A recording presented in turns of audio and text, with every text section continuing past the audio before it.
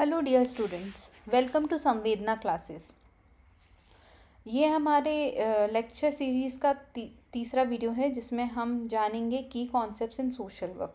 जिन्होंने हमारे लास्ट के 2 वीडियोस देखे हैं उन्हें पता होगा कि सोशल वर्क किन कंपोनेंट से मिलकर बना है और कैसे इवॉल्व हुआ एज अ प्रोफेशन, और कौन से ऐसे टर्म्स हैं जो सोशल वर्क के साथ साइमल्टेनियसली यूज़ किए जाते हैं या सिनोनिमसली यूज़ किए जाते हैं।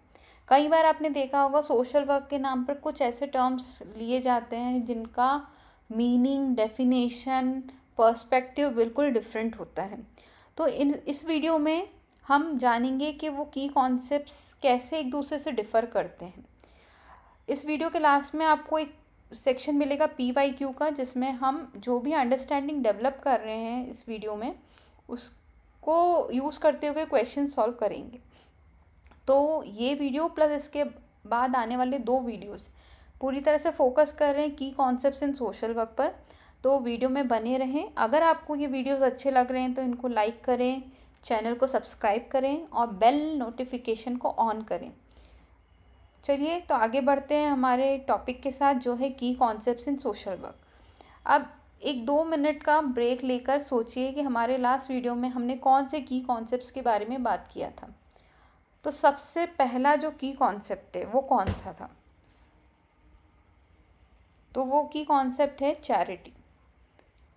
मोस्टली क्या होता है ना, चैरिटी को बहुत ज़्यादा यूज़ किया जाता है in place of social work. आप कहीं भी देखेंगे ना तो कुछ भी दया भाव से किए जाने वाले काम को हम अधिकतर सोशल वर्क का नाम दे देते हैं, but in reality charity and social work is totally different.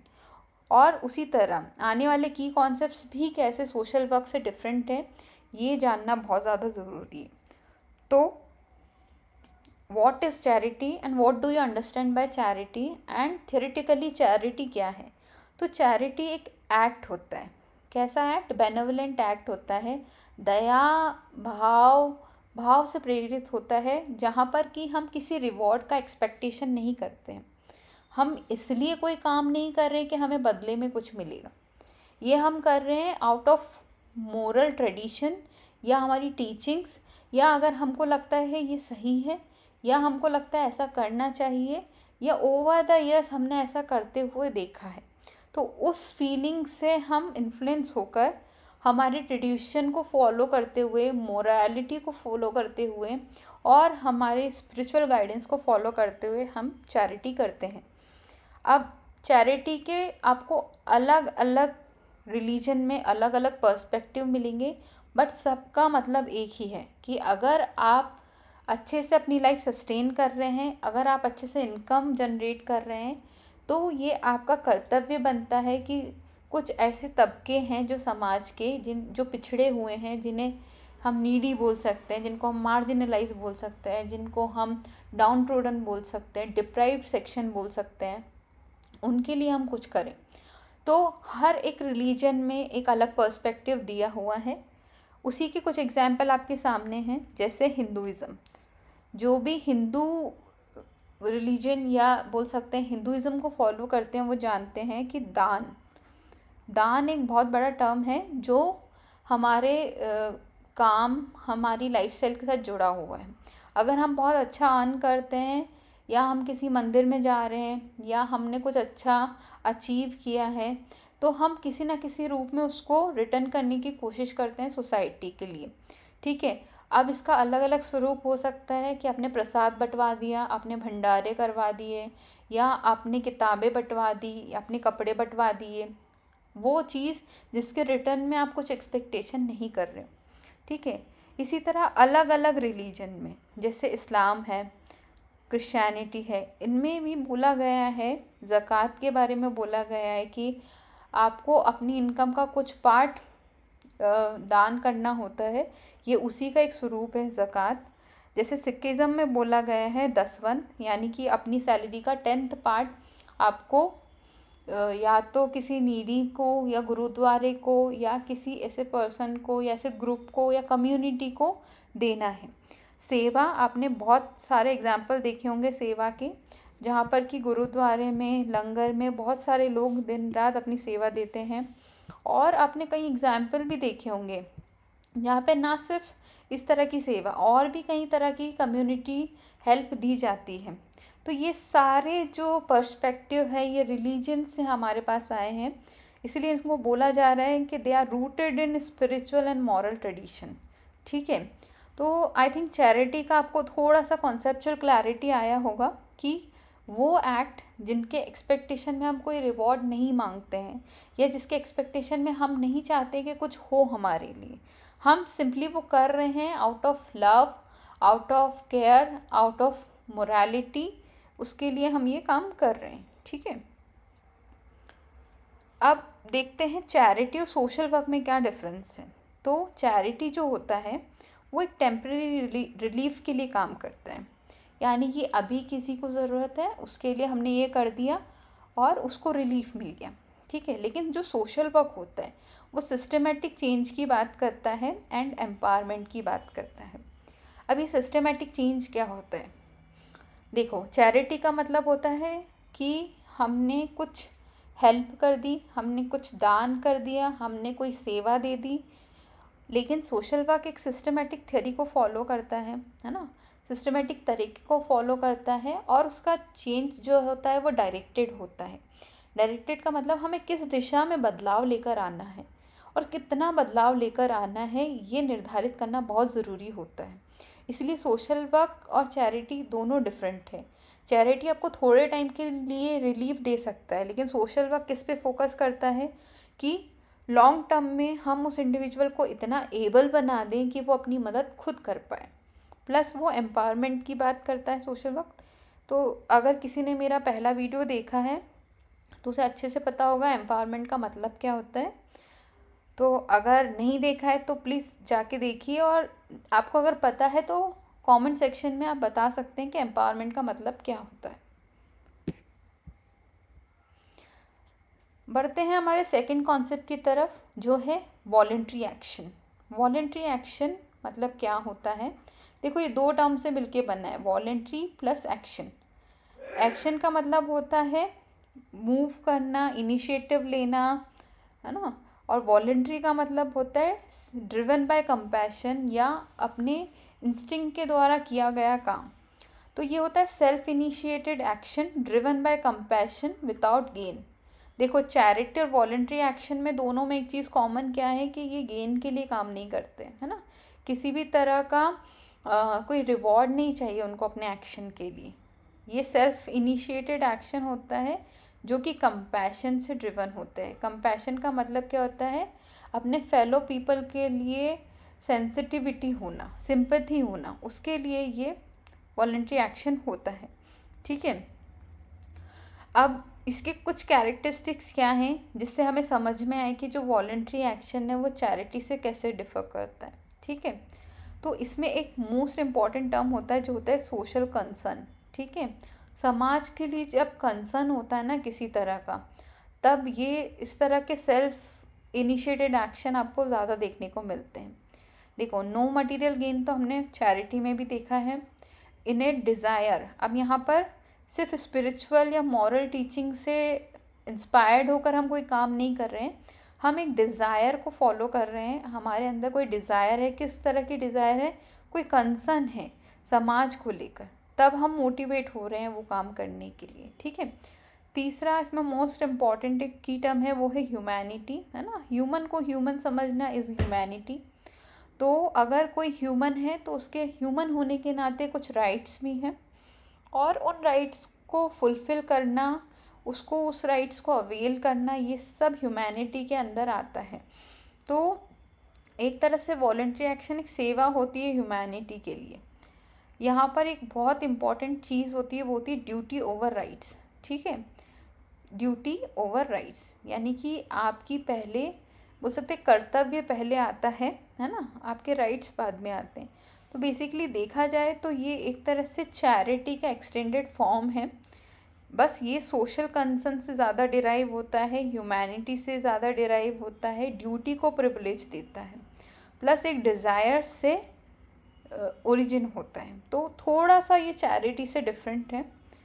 अगर हम चेंजिंग कॉन्टेक्स्ट की बात करें, यानी कि आज हम मॉडर्न वर्ल्ड की बात करें, तो कहीं कहीं आपको मॉडर्न वॉलंटरी एक्शंस में स्मॉल कॉम्पनसेशन देखने को मिलेगा कहीं कहीं, ऐसा नहीं है हर जगह पर, कहीं कहीं जैसे आपसे बोला जाता है आप अपनी स्वेच्छा से जो देना चाहे वो दे दें, ठीक है। कुछ लोग होते हैं जो फ्री में अपनी सेवा दे रहे हैं, वो आपसे कुछ गेन एक्सपेक्ट नहीं कर रहे हैं, बट अगर उनको एक्सपैंड करना है, बढ़ाना है, जैसे आपने बहुत सारे एग्जांपल्स देखे होंगे अबाउट दान, अबाउट डोनेशन, है ना, तो वो एक वॉलेंट्री एक्शन है जो कि आज मॉडर्न कॉन्टेक्स्ट में उसका थोड़ा सा स्वरूप आपको बदला हुआ नज़र आएगा, जहाँ पर कि वो आपसे एक्सपेक्ट नहीं कर रहे हैं, बट हाँ अगर आप उनकी मदद करते हैं तो वो इस बोल सकते हैं सेवा को या इस सर्विस को बहुत ज़्यादा एक्सटेंड कर सकते हैं और लोगों तक इसको पहुंचा सकते हैं, है ना। कई बार क्या होता है, लोग करना तो चाहते हैं पर उनके पास रिसोर्सेज नहीं होते। बहुत सारे आपने एग्जाम्पल देखे होंगे जहाँ पर कि कोई आश्रम खुला है, कहीं पे कुछ बोल सकते हैं भोजशाला खुली हुई है, कम्युनिटी किचन है, लेकिन वो एक लिमिटेड रिसोर्सेज उनके पास होने के कारण वो ज़्यादा लोगों तक अपना हेल्प एक्सटेंड नहीं कर पाते। तो उस समय में वो थोड़ा सा आपसे एक्सपेक्ट करते हैं कि अगर आप कुछ कंट्रीब्यूट कर सकें तो, लेकिन ये कंट्रीब्यूशन मैंडेटरी नहीं होता है, ठीक है, ये आपके ऊपर छोड़ा जाता है कि अगर आप करना चाहें तो आप कर दें। तो ये आज का आपको कॉन्टेक्स्ट थोड़ा चेंज होता हुआ नज़र आएगा वॉलंटरी एक्शन में। अब इसके पीछे मोटिवेटिंग फैक्टर्स क्या होते हैं वॉलंटरी एक्शन के पीछे, तो स्पिरिचुअल टीचिंग, ट्रेजिडी, ऑब्वियसली अगर कुछ हुआ है आपके साथ लाइफ में तो कई बार वो चीज़ आपको प्रेरित करती है कुछ करने के लिए। जैसे अगर आप नहीं पढ़ पाए ठीक से तो आप सोचोगे कि समाज अच्छे से पढ़े, है ना। अगर आपके पास किताबें नहीं थी तो आप सोचेंगे कुछ लोगों को मैं किताबें अवेलेबल करवा दूँ, या आपने कुछ ऐसा अनफोर्सिन सिचुएशन देखा है लाइफ में जो आप चाहते नहीं हो कि किसी और के साथ हो, तो वो भी चीज़ आपको वॉलंटरी एक्शन करने के लिए मोटिवेट कर सकती है। एंड ऑब्वियसली मोरल एग्जाम्पल्स तो फिर हैं ही जो हमने लास्ट स्लाइड में देखे हैं। So moving on to a third concept जो है श्रमदान। श्रम दान दो शब्दों से मिलकर बना है, श्रम एंड दान। तो दान तो ऑब्वियसली आपको पता है क्या होता है ना, कौन बताएगा दान क्या होता है। और दान का मीनिंग अगर आपको नहीं समझ आए तो जो हमारी सेकंड स्लाइड है आप उस पर जा सकते हैं, उस पर देख सकते हैं दान का मतलब क्या होता है। श्रम मतलब क्या होता है, तो श्रम होता है लेबर, है ना, जो भी आप फिजिकल एक्ट के द्वारा प्रोवाइड करते हो उसको लेबर बोला जाता है, ठीक है। और दान मतलब डोनेशन होता है। तो यहाँ पर इसका मीनिंग क्या हुआ, वॉलेंट्री मैनुअल लेबर, ठीक है। अब ये लेबर तो आप दे रहे हो लेकिन वॉलेंट्री दे रहे हो, ठीक है। जो हमारा वॉलेंट्री एक्शन था उसमें सर्विस भी आया था, और यहाँ पर हम लेबर की बात कर रहे हैं। तो इसके जो कोर फीचर्स होते हैं वो क्या होते हैं, मैनुअल होता है ये, यानी कि हमें हाथ से ही करना है, हमें हमारी बॉडी का यूज़ करना है बेसिकली, और फिर इसको करना है।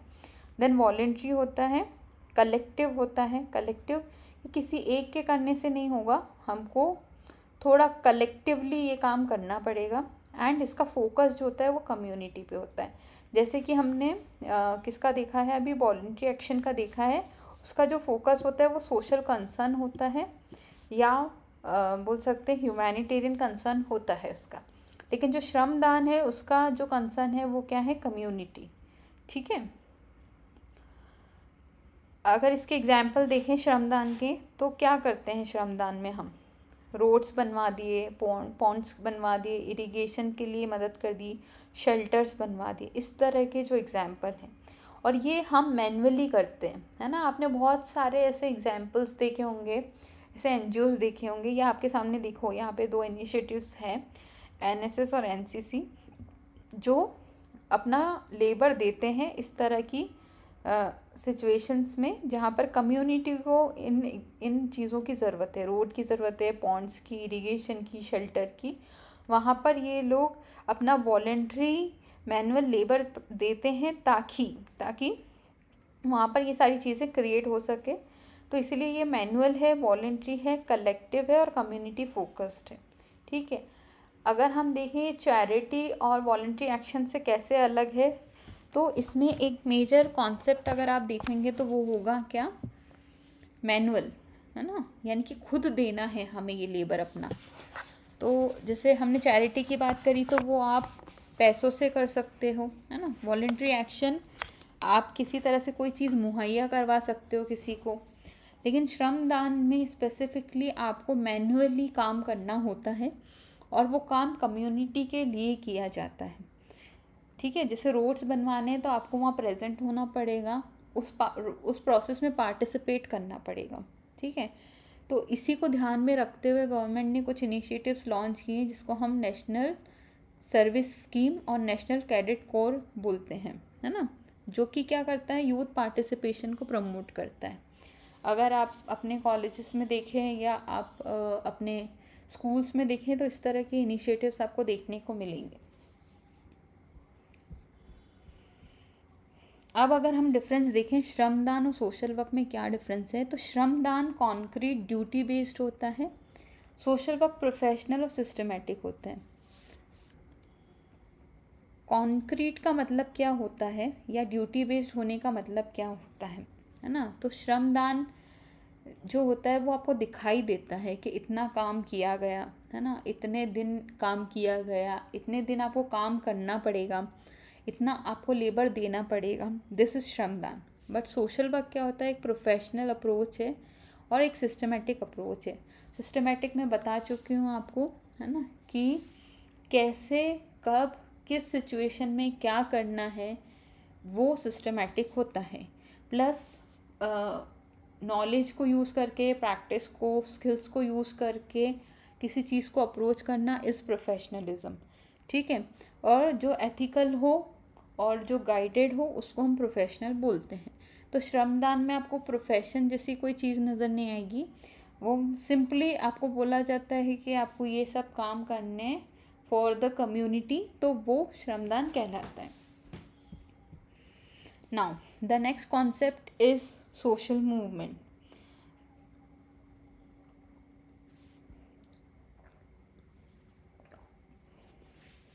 तो हमारी लास्ट क्लासेस में हमने देखा था कि सोशल मूवमेंट क्या होता है ना। तो दो वर्ड से मिलकर बना है मूवमेंट। कौन कौन से? मूव एंड मूवमेंट, ठीक है, मूव करना, इससे मिलकर बना है। तो ऑब्वियसली इसमें एक्शन की बात की गई होगी। तो क्या है ये? एक कलेक्टिव एक्शन होता है for societal change outside from institutions. अब यहाँ पर कुछ की टर्म्स की बात की गई है, जैसे कि collective action, societal change and outside from institutions. तो इसका मतलब क्या होता है? कलेक्टिव एक्शन का मतलब होता है मिलकर करना, है ना। ऑब्वियसली किसी एक इंडिविजुअल की यहाँ बात नहीं कर रहे हैं हम। सोसाइटल चेंज है, यानी कि सोसाइटी में चेंज लाने के लिए, और कोई इंस्टीट्यूशनल मैकेनिज़्म नहीं है इसके लिए, है ना। ये कोई ऑर्गेनाइज्ड एफर्ट बोल सकते हैं, कोई ऑर्गेनाइजेशन नहीं है, कोई हायरार्की नहीं है इसमें, कोई रूल्स एंड रेगुलेशंस नहीं है। तो ये कलेक्टिव एक्शन होता है जो कि कुछ बदलाव लेकर आना चाहता है समाज में, लेकिन किसी फॉर्मल तरीके से नहीं होता है ये सब, ठीक है।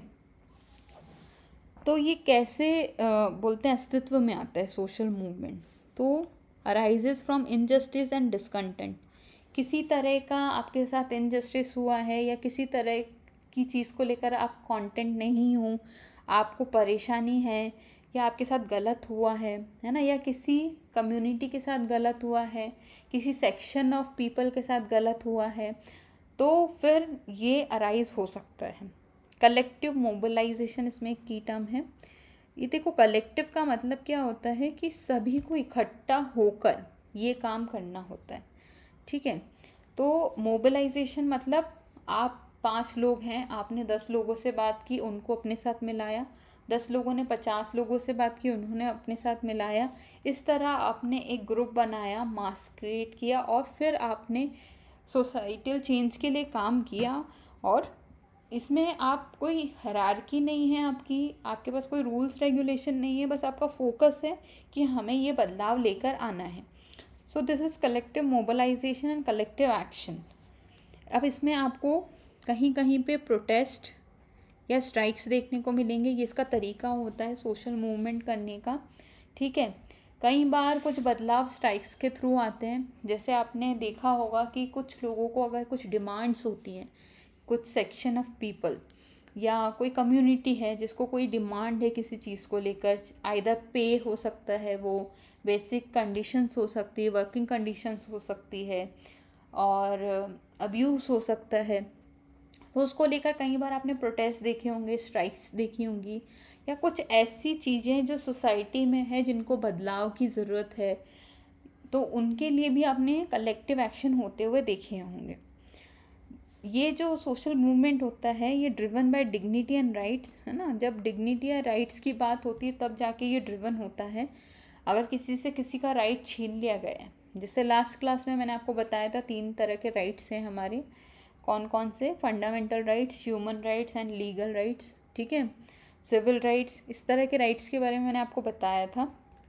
डिग्निटी मतलब एक गरिमा, हर एक इंसान की अपनी एक गरिमा होती है, चाहे वो कितना ही फिजिकली अनेबल हो, चाहे उसमें कोई भी कमी क्यों ना हो, ठीक है, तो वो एक डिग्निटी का अधिकारी होता है। तो जब बात डिग्निटी या राइट पे आती है तब ये ड्रिवन होता है। फिर इसके बाद अगर हम देखें तो ये ट्रांजिटरी एंड फ्लेक्सिबल होता है। ट्रांजिटरी मतलब changeable, that can be changed, है ना, डिमांड के अकॉर्डिंग चेंज किया जा सके। फ्लेक्सिबल का मतलब भी वही होता है मोरलेस, कि आप उसमें बदलाव कर सकते हो समय समय पर, रिजिड नहीं है कि एक बार ऐसा सोच लिया तो ऐसा ही होना चाहिए, ठीक है, आप उसको समय समय पे बदल सकते हो according to need, according to condition. ये कलेक्टिव एक्शन या मोबिलाइजेशन में हम बदलाव ला सकते हैं, हमारे टेक्निक्स में हम बदलाव ला सकते हैं। सोशल मूवमेंट वायलेंट भी हो सकते हैं, नॉन वायलेंट भी हो सकते हैं। वायलेंट का मतलब जहाँ पर कि आर्म्स का यूज़ किया जाए वो वायलेंट होते हैं, एंड नॉन वायलेंट होते हैं जहाँ पर सिर्फ आप प्रोटेस्ट करते हो, जहाँ पर आप कैंपेनिंग करते हो, बिना किसी आर्म के, बिना किसी मारपीट के, बिना किसी झगड़े के आप जब मूवमेंट करते हो तो उसको नॉन वायलेंट की कैटेगरी में लिया जाता है। कॉजेज़, तो देखिए बहुत सारे समय समय पे कॉजेज़ आए जिन्होंने सोशल मूवमेंट को डिराइव करने में या उसको इनिशिएट करने में काफ़ी एक रोल प्ले किया है। जैसे सती प्रथा जो बहुत पहले समाज में देखी जाती थी, डाउरी जो अभी भी समाज में देखी जाती है, कास्टिज़म, कहीं कहीं इसके ट्रेसेस अभी भी हैं, child labour, even though there is a law, legislation बना हुआ है, और ये क्रिमिनल एक्टिविटी के अंदर आता है चाइल्ड को काम पे लगाना या हज़ार्डियस इंडस्ट्री में चाइल्ड को काम करवाना, आइडेंटिटी सेपरेशन, किसी की आइडेंटिटी को दबाना, ये सारे कॉजेज़ हो सकते हैं। और इसके अलावा और भी कई कॉजेज़ हो सकते हैं जो आपकी राइट्स या डिग्निटी से रिलेटेड हैं, या किसी कम्युनिटी के अधिकार क्षेत्र में आते हैं, या उसके अधिकार हैं उसको मिल नहीं रहे, तो वो कॉजेज़ हो सकते हैं सोशल मूवमेंट के।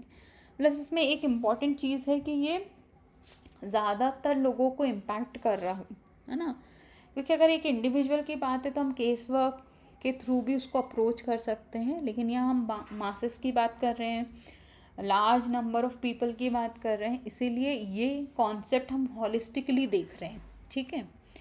रेलेवेंस टू सोशल वर्क, क्या रेलेवेंस है, तो जो सोशल वर्कर्स है they contribute to reform and justice. I think मैंने जस्टिस का मीनिंग भी लास्ट क्लास में क्लियर कर दिया था, है ना। जस्टिस मतलब क्या होता है, न्याय मतलब क्या होता है। तो एक तरह से ये बदलाव लेकर आते हैं, जो समाज में प्रथाएं चल रही हैं उनको लेकर बदलाव लेकर आते हैं। नेक्स्ट जो कॉन्सेप्ट है वो है सोशल रिफॉर्म, ठीक है। तो थोड़ा सोचिए कि सोशल मूवमेंट और सोशल रिफॉर्म में क्या डिफरेंस है।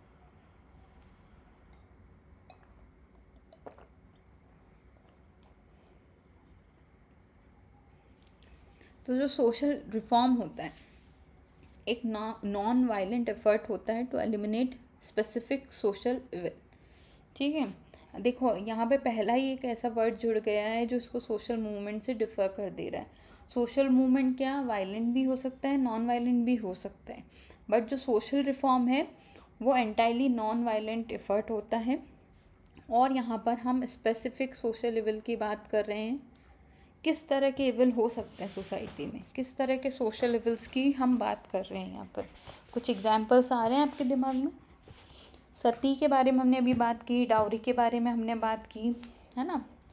तो उसके लिए इनिशिएटिव लेना इज़ मूवमेंट, है ना, लेकिन उसको बदलना और उसके प्लेस पे कुछ नया लेकर आना इज़ रिफॉर्म। बस इतना डिफरेंस है दोनों में। डाउरी के लिए अगर कोई इनिशिएटिव ले रहे हैं, कोई एक्शन ले रहे हैं, मोबिलाइज कर रहे हैं, तो उसको मूवमेंट बोलेंगे। और उसको करने के बाद जो चेंज या रिजल्ट आता है उसको हम रिफॉर्म बोलेंगे, ठीक है। तो ये क्या करता है, ये आउटडेटेड प्रैक्टिसेस को रिमूव करता है सोसाइटी में से, ताकि सोसाइटी इम्प्रूव कर सके। कुछ ऐसी चीज़ें होती हैं, कुछ ऐसे रिचुअल्स होते हैं, कुछ ऐसी सोच होती है जो सोसाइटी को आगे बढ़ने नहीं देती, या किसी सेक्शन को या किसी कम्युनिटी को आगे बढ़ने नहीं देती, है ना, वो अपने डेवलपमेंट नहीं कर सकता है। तो उस तरह की जो आउटडेटेड प्रैक्टिसेस हैं, जैसे कि कास्टिज्म, है ना, अपनी कास्ट को सर्वा मानना और दूसरी कास्ट को बिल्कुल रिस्पेक्ट नहीं करना, और अगर कोई दूसरी कास्ट को बिलोंग करता है तो उसको इल ट्रीट करना या उसको एक्सप्लॉइट करना, दिस इज़ बेसिकली कास्टिज्म, है ना। तो ये इस तरह की प्रैक्टिस को रिमूव करने का काम सोशल रिफॉर्म में किया जाता है। इसके जो कैरेक्टरिस्टिक्स हैं वो क्या हैं? सबसे इम्पॉर्टेंट जो इसमें है, जैसे हमने मूवमेंट में भी देखा, एक कलेक्टिव एफर्ट होना चाहिए, ठीक है। किसी एक इंसान से ये पॉसिबल नहीं है। हाँ, वो इनिशिएटिव ले सकता है, बट उसको मोबिलाइज करना पड़ेगा और लोगों को, ताकि उनकी बात ज़्यादा लोगों तक पहुंच सके। तो इसलिए कलेक्टिव एफर्ट है। टारगेटेड इविल, एक तरह के इविल को टारगेट किया जाता है और उसी के लिए काम किया जाता है। कैसे किया जाता है? थ्रू परसुएशन एंड एजुकेशन, है ना, लोगों को जागरूक करके, उनके साथ बात करके, उनको समझा कर, उस तरह से सोशल रिफॉर्म लाया जाता है सोसाइटी में। और ये जो होता है ना सोशल रिफॉर्म, ये एकदम से बदलाव नहीं देता है, ये ग्रेजुअल इम्प्रूवमेंट आपको देगा, ठीक है। धीरे धीरे बदलाव नज़र आएगा चीज़ों में। जैसे अगर हम महिलाओं की स्थिति की बात करें, तो एक वो ज़माना था जब डाउरी और डाउरी भी नहीं, सती प्रथा जैसी रिचुअल होती थी इंडिया में, है ना। बहुत सारी फीमेल्स को किल किया गया सती के नाम पर। अगर हम बात करें बिफोर इंडिपेंडेंस, तो एजुकेशन स्तर क्या था महिलाओं का, है ना, अगर आप देखोगे बहुत ही कम। वो इंडिपेंडेंस के बाद ऐसा हुआ कि ग्रेजुअली महिलाओं का एजुकेशन स्तर ठीक हुआ है।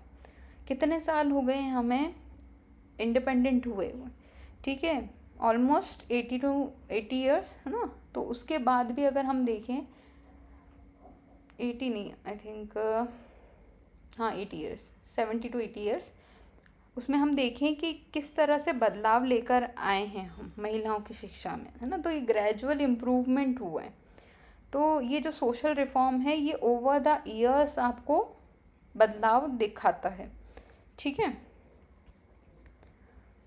एक बहुत अच्छा कॉन्ट्रास्ट है हमारे सामने कि रिफॉर्म और रिवॉल्ट में क्या डिफरेंस होता है। कई बार हमारे दिमाग में ही सवाल आता है कि रिवॉल्ट कर देना चाहिए और रिफॉर्म क्या होता है ना। तो फोकस की बात करें तो जो सोशल रिफॉर्म होता है उसका फोकस होता है स्पेसिफिक इविल्स, जैसे मैंने भी बताया, किसी एक चीज़ को पकड़ेगा और उसी पे सालों तक काम करेगा ताकि उसमें एक इम्प्रूवमेंट आ सके। और रिवॉल्ट का मतलब होता है पूरा सिस्टम ही बदल देना, एंटायर सिस्टम, ठीक है। फिर मेथड, तो नॉन वायलेंट मेथड होती है और यहाँ पर रिवोल्यूशनरी मेथड होती है। तो रिवोल्यूशनरी मेथड कई बार वायलेंट भी हो सकती है, रिवॉल्ट वाली, ठीक है। सेटिस्फैक्शन, इनका जो सिस्टम है उसके साथ सेटिस्फैक्शन रहता है और ये हाईली डिससेटिस्फाइड होते हैं। They believe in system, social reform, they want to reform the system basically. और जो रिवॉल्ट होता है वो तो चाहता ही है कि पूरी तरह से सिस्टम को बदल दिया जाए, है ना, तुरंत बदल दिया जाए, तुरंत ये बदलाव लेकर आने चाहिए। तो देखो, कोई भी चीज़ अगर तुरंत की बात करती है ना, तो सोसाइटी में कोई भी चीज़ तुरंत कैसे हो सकती है। हम स्ट्रक्चर की बात कर रहे हैं, हम सामाजिक बदलाव की बात कर रहे हैं। अगर कोई चीज़ को हम हटाएंगे ना किसी जगह से, तो उसको की जगह पर हमें कोई और चीज़ लानी पड़ेगी। ये रिवॉल्ट में हमें इस बात का ध्यान नहीं रहता है कि अगर हम हाईली डिससेटिस्फाइड हैं और हम पूरी तरह से इसको बदलना चाहते हैं, तो ओवरनाइट हम इसके प्लेस पर क्या लाएंगे, ये वैक्यूम को हम कैसे फिल करेंगे। तो इसीलिए जो सोशल रिफॉर्म का तरीका होता है ना, वो ग्रेजुअल होता है, विथ सिस्टम होता है, धीरे धीरे धीरे धीरे बदलाव लाते हैं। ऐसे बदलाव कि वो बता भी नहीं रहे कि बदलाव आ रहा है, लेकिन धीरे धीरे आपको बदलाव नज़र आएगा। और इसको अगर आपको देखना है तो फीमेल एजुकेशन का जो इंडिकेटर है उसको देखें, पास्ट 50 ईयर्स के इंडिकेटर को देखें आप, हर 10 साल में फ़ीमेल के एजुकेशन में क्या बढ़ोतरी हुई है उसको देखें। उससे आपको समझ में आएगा कि एजुकेशन में कितना रिफॉर्म आया है। ठीक है, अगर रेलेवेंस की बात करें सोशल वर्क से, तो ये सोशल वर्क का जो गोल है to improve the social functioning, उसके साथ बहुत ज़्यादा अलाइन करता है रिफॉर्म का जो कॉन्सेप्ट है। ठीक है, आई थिंक मैंने सोशल फंक्शनिंग भी हमारे फर्स्ट वाले लेक्चर में बहुत अच्छे से समझाया था। अगर आपको याद है तो प्लीज़ कमेंट करके बताएं क्या होता है social functioning. Next, social network. देखो, नेटवर्क तो आई थिंक मोस्टली आप लोगों को सबको पता होगा नेटवर्क का मतलब क्या होता है ना। बट सोशल नेटवर्क का मतलब क्या होता है, तो लोगों में और इंडिविजुअल्स के बीच में एक पैटर्न ऑफ रिलेशनशिप को सोशल नेटवर्क बोला जाता है। अब सोशल वर्क में इसकी क्या ज़रूरत है, तो कोलैबोरेटिव एक्ट की हम बात करें, हमने चाहे मूवमेंट की बात करी, रिफॉर्म की बात करी या श्रमदान की बात करी, सब में आपको एक वर्ड देखने को मिलेगा, कोलैबोरेटिव, कलेक्टिव एक्शन। ठीक है, कोई भी चीज़ अकेले लाना पॉसिबल ही नहीं है। ठीक है, अकेला आप आवाज़ उठा लोगे, बट आपको एक बोल सकते हैं ग्रुप चाहिए बैक करने के लिए, कम्युनिटी चाहिए बैक करने के लिए, कोई सिस्टम चाहिए बैक करने के लिए, या कोई प्लेटफॉर्म चाहिए आपकी आवाज़ उठाने के लिए। तो इस तरह का जब भी कोई हम एक्ट करते हैं तो हमें कोलैबोरेशन चाहिए होता है। तो वो कैसे आता है, एनजीओस, वॉलंटरी ऑर्गेनाइजेशन और इस तरह की जो ऑर्गेनाइजेशंस हैं उनसे हमको ये कोलैबोरेटिव एक्शन मिलता है। इसका यूटिलिटी क्या है सोशल वर्क में, तो ये एडवोकेसी को एनहांस करता है, अवेयरनेस डिलीवर करने में मदद करता है, कोऑर्डिनेशन बिठाने में मदद करता है। ठीक है, की फीचर्स क्या है सोशल नेटवर्क के, तो शेयर्ड गोल्स है ना, जैसे एक एनजीओ है जो एजुकेशन पे काम कर रहे हैं, मान के चलिए, है ना, और अगर आपको अपने एजुकेशन एनजीओ के लिए कोई फंड्स चाहिए या कोई रिसोर्सेज चाहिए, तो आप उस एनजीओ के साथ कोलैबोरेट कर सकते हैं और आप वो फंड यूटिलाइज़ कर सकते हैं। ठीक है, जब आप आगे पढ़ेंगे about principles of social work तो आपको पता चलेगा कि ऑप्टिमम यूटिलाइजेशन ऑफ रिसोर्सेज एक प्रिंसिपल है सोशल वर्क का। तो इस तरह से ये मैंने आपको एक एग्जाम्पल दिया है कि कोलैबोरेटिव एक्शन कैसे काम करता है सोशल नेटवर्क में। ठीक है,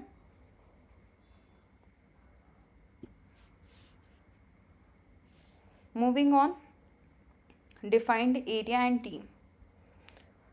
एक तरह के एक डिफाइंड एरिया में काम कर रहे हैं सोशल नेटवर्क के थ्रू, है ना, म्यूचुअल कॉपरेशन की बात कर रहे हैं, रिसोर्स शेयरिंग जो मैंने आपको अभी एग्जाम्पल दिया है ना, resource sharing. So these foundational terms जो हमने अभी तक डिस्कस की, ये क्या बनाती है, प्रोफेशनल सोशल वर्क की आइडेंटिटी को बनाती हैं। इनके बीच में डिस्टिंक्शन को समझना बहुत ज़्यादा इम्पॉर्टेंट है ताकि हमें कॉन्सेप्चुअल क्लैरिटी आ सके और हम कभी भी मिस इंटरप्रेट ना करें किसी एक चीज़ को। तो इस पूरे वीडियो में हमने कौन कौन से की टर्म्स की बात की है, तो हमने बात की है चैरिटी की, श्रमदान की, वॉलंटरी एक्शन की, सोशल मूवमेंट की, उसके अलावा हमने बात की सोशल रिफॉर्म की और सोशल नेटवर्क की। ठीक है, इनका एक क्विकली कंपैरिजन देखते हैं हम।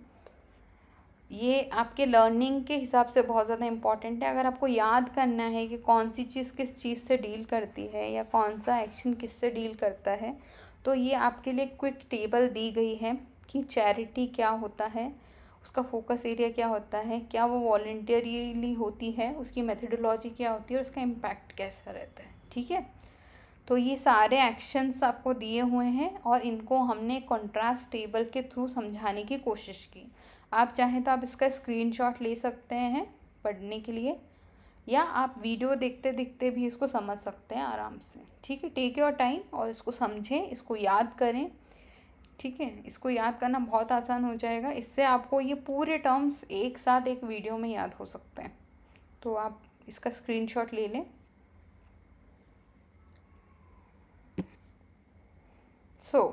आज का PYQ हम सॉल्व करते हैं। Which of the following is not a characteristics of voluntary action. तो वॉलेंट्री एक्शन हमने डिस्कस किया। क्या वॉलेंट्री एक्शन सेल्फ इनिशिएटेड होता है? यस। क्या ये बेस्ड होता है एक्सपेक्टेशन ऑफ मॉनेटरी रिवॉर्ड पर? No. It arises from concern for others? Yes. It is motivated by the desire to serve. Obviously हम सर्व करने की डिज़ायर से मोटिवेट होते हैं, दूसरों के लिए कंसर्न होता है, तभी हम वॉलेंट्री एक्शन करते हैं। सेल्फ इनिशिएटेड होता है, वॉलेंट्री का मतलब ही होता है सेल्फ। ठीक है, जब हम खुद करना चाहें तभी हम वॉलेंट्री कर सकते हैं, बट इसमें कोई एक्सपेक्टेशन नहीं होता है मॉनेटरी रिवॉर्ड का अनटिल एंड अनलेस, अगर हम मॉडर्न कॉन्टेक्स्ट की बात करें, और देयर आर एक्सेप्शंस जहाँ पर कि कुछ सर्विसेज डिमांड करती है, बट वो भी वॉलेंट्री रिवॉर्ड होता है। ठीक है, मॉनेटरी रिवॉर्ड नहीं होता है। सो यस, इसका आंसर है answer 2। It is based on expectation of monetary reward. ये ध्यान रखिए, यहाँ पे पूछा है कि which is not a characteristic of voluntary action. ठीक है, नॉट पूछा है, ये ध्यान रखें। देन सेकंड PYQ, क्विकली इसे सॉल्व कीजिए। Match the following concepts with their primary characteristic. Social reform क्या है, सोशल मूवमेंट क्या है, श्रमदान क्या है, एंड वॉलेंट्री एक्शन क्या है। क्या होगा ऑप्शन, बताइए।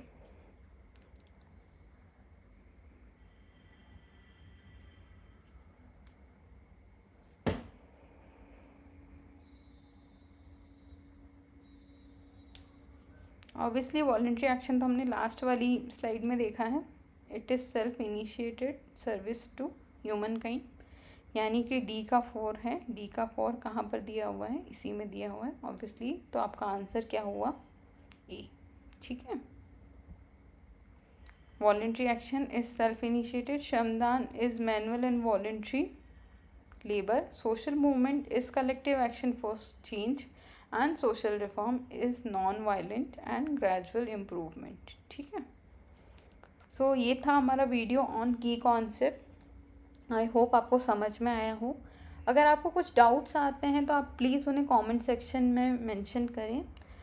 बहुत जल्दी आपको हमारा टेलीग्राम चैनल का लिंक भी मिलेगा, प्लस हमारा ईमेल अकाउंट भी शेयर किया गया है इन द डिस्क्रिप्शन। तो आप चाहें तो अपनी क्वेरीज़ हमको मेल कर सकते हैं, हम उस हिसाब से इम्प्रूवमेंट करने की कोशिश करेंगे। So thank you so much guys. Stay tuned for part 3. Meanwhile, please subscribe the channel and like if you like the video. Thank you so much.